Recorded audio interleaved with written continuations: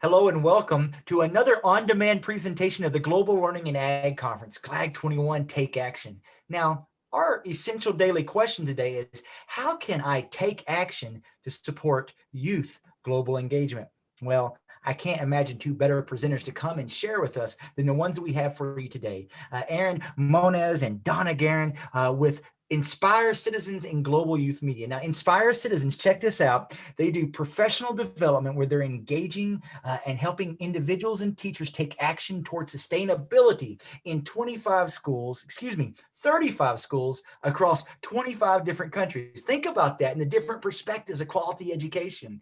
Global Youth Media is operating on 6 continents. I am sure that we're in for a treat as we stretch ourselves on how do we address these wicked challenges of food, fiber, and natural resources with that global context in all of our disciplines and in all of our contexts. So Aaron, Donna, thank you for coming and giving of your time, and I can't wait to learn with you. A great professional development experience around global learning in agriculture online. But we realized that people were really excited about having these conversations. Because agriculture is so different in different countries. Ladies and gentlemen around the world. With that, I think we're just about ready to get things kicked off. And now for the good stuff. We are very happy today to talk to you a little bit about who Inspire Citizens are and what we do as an organization to try and take action for sustainable development, social justice, and collective well-being. And how we do so is with our approach called empathy to impact. Inspire Citizens, very quickly, I'm one of the co-founders, Aaron Moniz, so is Steve Sosak, right? And Donna Guerin, who's joining us and going to walk you through a few student examples, is our co-director of Global Youth Media, which is a program that is powered by Inspire Citizens approaches. And the main approach that we use as Inspire Citizens is, like I said, empathy to impact. And yes, this visual might look like it has a lot of words on it, but really what we want to focus on is that no matter what age group, no matter what content area, no matter what type of standards you have, if we can just attach a why and a what now to our existing curriculum structures, then that's how we can actually take action. And that involves, one, identifying what it is that you care about. Is it a social justice issue? Is it a sustainability and agriculture issue? Right? Then how are we going to become more aware of that issue? Is it through interviews? Is it through surveys? Is it through observations? Is it through using different types of data literacy and graphics to be able to figure out how that issue manifests itself? Then we take our standards and our content objectives or our 21st century learning skills, and we apply what we have to already teach in our schools in order to be able to have an impact locally, personally, or globally. And so how we do so, I want to walk you through a couple examples. When, for example, if you were interested in agriculture and we're talking about food, fiber, and resources, and basically any school in the world already has to study photosynthesis or body systems or nutrition or the scientific method, oftentimes when we work with schools and teachers, we just ask them, why is it that you're learning about photosynthesis in a book? Could we not be creating aquaponic, hydroponic, vertical, soil-based prototypes? Can we actually be looking at the growth of plants, and we're looking at carbon reclamation, and we're looking at what types of food are produced and what are the nutritional needs of people within our communities by growing it and making it and following the scientific method, so that when you're learning your science standards, are we actually having an impactful output, either to impact the environment or to provide food for people who do not have, or to encourage people to get involved in sustainable agriculture? Or secondly, if you're doing your Common Core math standards and you have to do your slope and your, for example, this project focused on rates and ratios, constant of proportionality, and also understanding slope. And when you're looking at how food grows in different types of vertical or aquaponic or hydroponic gardening or farming prototypes, you can look at the rates and ratios. You can look at what types of plants grow better and what types of environments and what types of farming prototypes. You can look at all of this kind of stuff to make the standards in your classes come alive, but also result in some kind of impactful action that makes a difference to others in local and global communities. And that's a lot of what we do with empathy to impact with Inspire Citizens. But another bit of fun information is that right now in this COVID context and outside of the COVID context, there's also ways that we connect people and we take action online virtually through authentic publishing. Donna? Yes, so I'd like to tell you a little about Global Youth Media. So one of the biggest things that we do is that we produce media with students and for authentic publishing and provide them with that global online audience. And we encourage students to take action through media on some of these subjects here that you see on sustainable development and social justice and collective well-being. So I'd like to walk you through a unit that we just recently completed with that we worked with 6 different countries on the concept of food security and what that looks like. And so as Aaron mentioned, we follow the empathy to impact cycle, just like they do with Inspire Citizens, but we do it through a media lens. So we first start out with, what do the students care about? So since this topic was on food security, we focused a lot on SDG number 2, which is no hunger. And we started out with, what do they care about in their local community? We then took them through several steps, and we focused then on how we can make them become more aware of the issues through their global connections and also through exploring the local food systems. And then, of course, after we make them more aware, we want to make sure that we give them the ability to take that knowledge and go out and teach others about the Sustainable Development Goals of 2030 and some of the targets in their school and in their own communities. And finally, we like to take these young change makers and have them produce media that can share their experience and tell the stories about the food security issues that they're experiencing locally. So some of the groups did some podcasting, and this group that you see here in Malawi is actually going to be creating their own school garden, and they're working with some local experts there in Malawi. And I would like to highlight one of the podcasts that one of the students from Concordia Shanghai did on food security. So I'm just going to go ahead and cue that up here.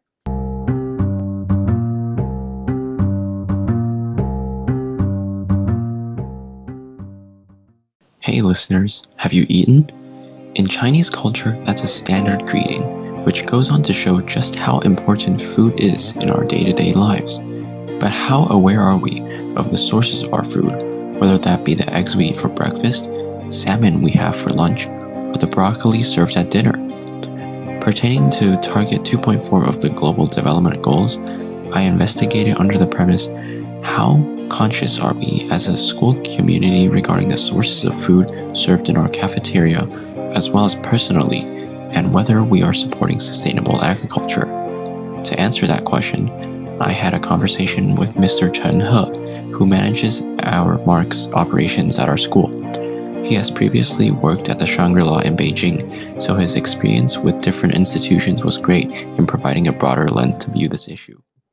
So what we really want you guys to take away from this experience is that with Inspire Citizens and with Global Youth Media, and especially when we're talking about, food, fiber, and resources, we want you to understand that in any curricular context, by just figuring out what is our why, what do we want to be able to do, what do we care about, by linking it to curriculum, and then deciding what kinds of action we might want to take, what kinds of impacts we might want to have, and for which communities in which context, we can slightly tweak existing structures to try and take action at any point and in any context. And inspirecitizens.org is where you can find more information on our approaches And ultimately, our goal is to try and optimize existing systems of education so that every one of us has an opportunity for impact. And especially when we're talking about global learning and agriculture, there are very simple ways that we can take what we're already doing to try and positively contribute and to try and create impactful action projects as soon as possible. So please reach out if you're interested in collaborating. We would love to share resources or potentially get involved with your schools or your teaching teams to talk to you about how action for sustainability is just around the corner. Thank you guys for joining us today. Thank you.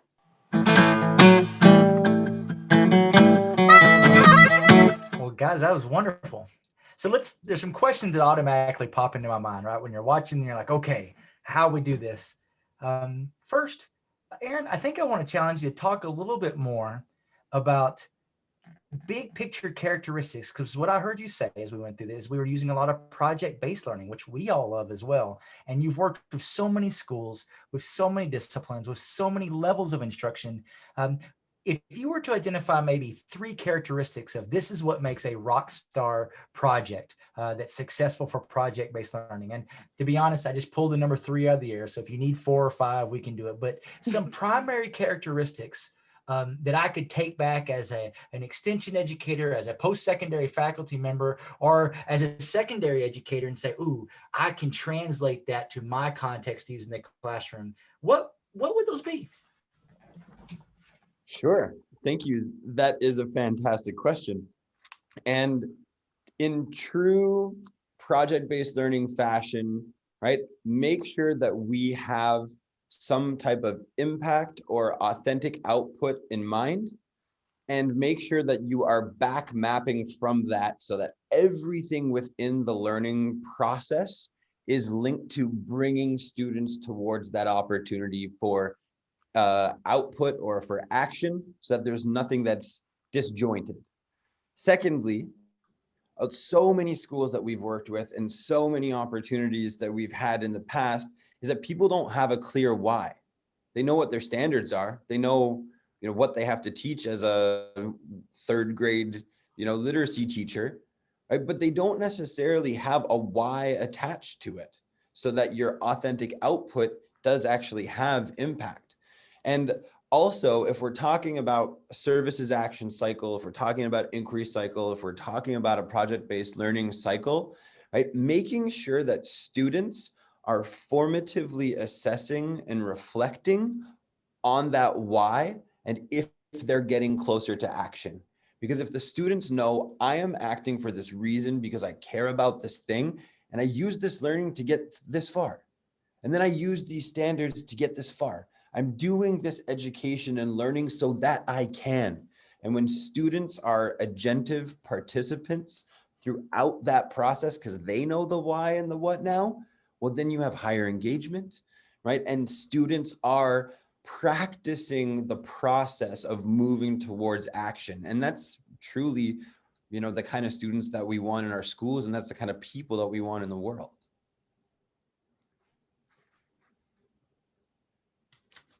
Absolutely. I love that. So, we're going to make sure we have a clear, authentic output that we backtrack towards. We are going to make sure we know that why, as we all echo the great Know Your Why of Simon Sinek. Everybody can go Google that and watch the YouTube as we go forward to. And then finally, assessment and reflection, and not forgetting that. I got to tell you, my extension educators that I love, their heart has to be beating out there, because we know that knowledge for knowledge's sake alone is not enough. We know that we have to be authentic and reach out and translate and engage those communities around us. And so those partnerships and collaboration is a critical piece. And so I remind everybody, that's why the Global Learning and Ag Conference is for educators from any discipline, because we all are needed to work together to do this well. Now, Donna, I got really excited because, the title of the presentation is about activating youth voice in global engagement. And in a very real way, you're using communications, agricultural communications, quite frankly, a form of extension in its own right with radio programming to give a chance to create output. Now, with all these schools that you've worked on the 6 continents, I can imagine some of the teachers sitting here going, oh, well, that sounds fun, but I don't have X, I don't have Y, or I need this, of needing certain equipment, certain things to do it. Tell me, what are the biggest challenges you find from our schools across the globe as they engage with you at Global Youth Media?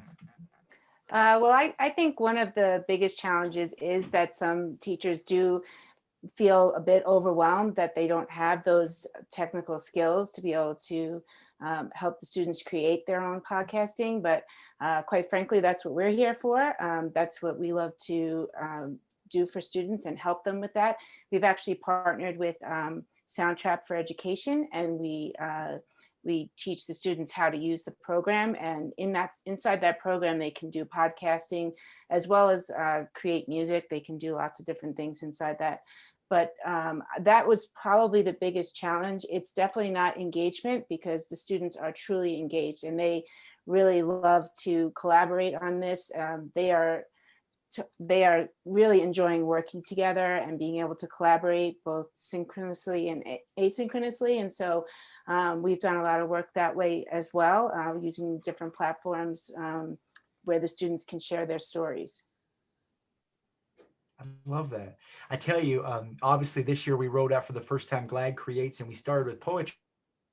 But it sounds like I think that we're going to need to create a podcast division. Who can make the best 6-minute podcast episode on a critical global issue? There's all kinds of things that we could work forward to. And I want to remind everybody that we'll make sure that we link in this presentation. If you want to reach out to Global Youth Media because you're like, yes, sign me up, I want to do cool things, that you can do that. Well, gang, as we continue to move forward, we ask all of our presenters 2 questions at the end. And so the first question, and one of you can choose the answer, is what action do you hope that all of our learners watching right now take immediately? What action should they take?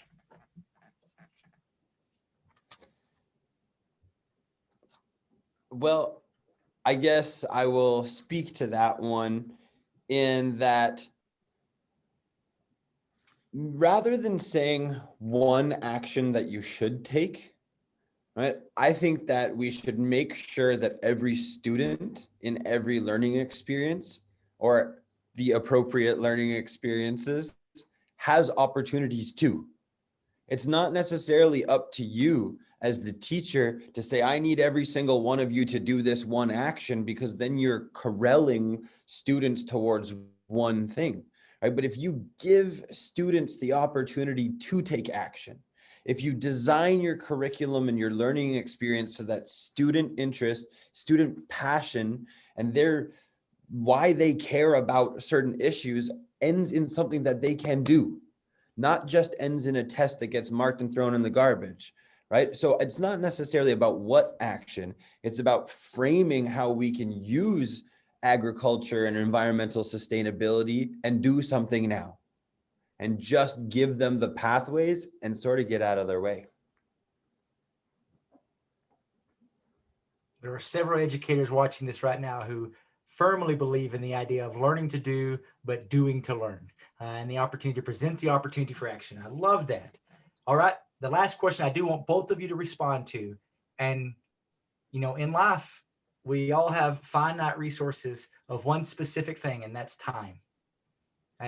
We all have the same 24 hours in the day. And what I find when I talk to most educators is that I haven't met one yet that said, geez, I just wish I had more to do. That seems to be the most scarce resource we have as we try to fit 12 pounds into a 10-pound bag. So obviously you chose to spend time toward this. And I want to ask you, why does this matter to you? I'll speak first. This matters to me because it is my why of teaching. So I've spent my entire career as a classroom teacher up until now, before I joined Inspire Citizens, and I have been for student empowerment. And so this, everything that we do with Inspire Citizens and Global Youth Media is all about giving students a voice and giving students a platform. And so that's why I do what I do. And I will jump on to what, Donna said and add on to that, is that when we're talking about taking action, if we're talking about systemic action for food, fiber, and resources, if we're talking about systemic action for social justice, if we're talking about systemic action for sustainability, we need not create any more stuff. As you said, we're already trying to, jam 12 pounds into a 10-pound bucket, right? So we need to optimize existing systems so that they can be leveraged to help meet our world's needs. And because we as educators have found ways to do that in our own classroom, Inspire Citizens was born into curriculum approaches and whole school approaches. And we hope that we can help to take as many schools as possible to take what you're already doing and move towards helping us to meet global needs. And if we can optimize existing systems, or if I can wake up every morning and spend my time working towards optimizing systems for impact on sustainability, then I'm a happy person. And hopefully that impact will positively affect other people locally and globally.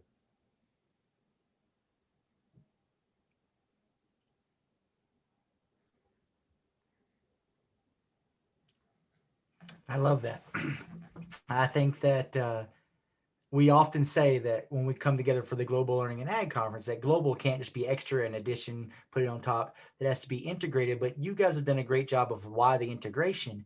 It's because it matters to provide authentic context to say we're making a difference in the world. And most of our students want to do that. Well, thank you all for coming. Now, I want to remind you, I probably didn't ask the right questions you wanted to Aaron and Donna. I know that. But what we've set up is you can post your questions below and it will alert them and you'll get an answer back from them so that you can have your own conversation and share in this community of practice as we all strive every day, inch by inch, to become that much better of an educator for our students. So thank you all very much and we look forward to you enjoying the rest of our conference.